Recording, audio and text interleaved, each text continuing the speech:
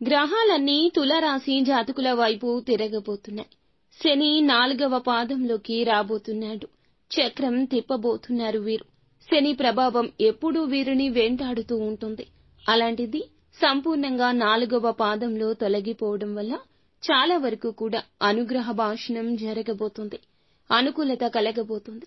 అష్టగ్రహాల కూటమి ఏర్పడి ఈ రాశివారు మరింత బలమైన ఆయుధంగా మారబోతున్నారు. మీ లక్ష్యాలను ఛేదించి బాణం మీరే కాబోతున్నారు.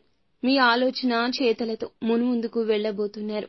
దూరమైన వారు దగ్గరికి రావడము, అనుకున్న కార్యాలు సిద్ధించడము, సొంతగా కొనుక్కోవాలనుకుంటున్న వస్తువు కానీ వాహనాలు కానీ కొనుక్కునే ప్రకారంగా మీ జీవిత ఆలోచనలు మారబోతున్నాయి.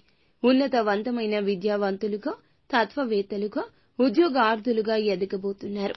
ఇంకా ఇతరత్రా ఎటువంటి సందేహాలు సమస్యలు మీకు ఉన్నా ఒక్కసారి మా గురువు గారిని సంప్రదించండి.